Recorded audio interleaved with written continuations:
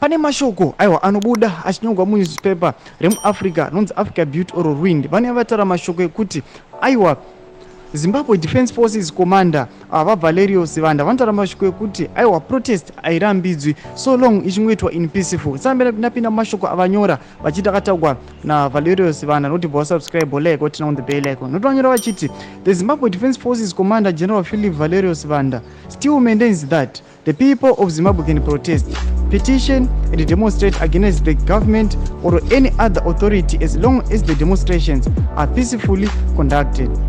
It is in that respect that as the people of Zimbabwe, we will be protesting against SADC's decision to sweep under their carpet their Hombe report on Zimbabwe elections. They expressly says the past elections in Zimbabwe fall short of the revised SADC guidelines and principles of a democratic election in 2021. Domashko rubuda pana pachibuda municipal iri Africa Built or Ruined achiti aiwa nyangwe Valerio Sibanda ari kuirana nazvo achiti aiwa vanhu vanobvumidzwa kuprotesta asi inofana protest achifana kuitwa in peace. Hapana kufanira kuitwa violence kana kurwa kana kukwadzwa kwevanhu kana kuti destruction any infrastructure. Mashoko ari kubuda pana pa Africa Built or Ruined. Amene zvipotudze mafungiro enyu nori kudii pamusoro pemashoko aya nekuda kweSADC summit protest iri kunzi aiwa tinoda kuprotesta pamusoro peSADC kukanda kwakaita Hombe report yayo on Zimbabwe pasi pekapeti ndobva yakangangwa bva kuti aiwa takuno inaugurata Idi Mnangagwa. Zvipotudze mafungiro enyu munori kudii pamusoro pemashoko awa. Penya comment section medu musangano subscribe like channel on the bell icon.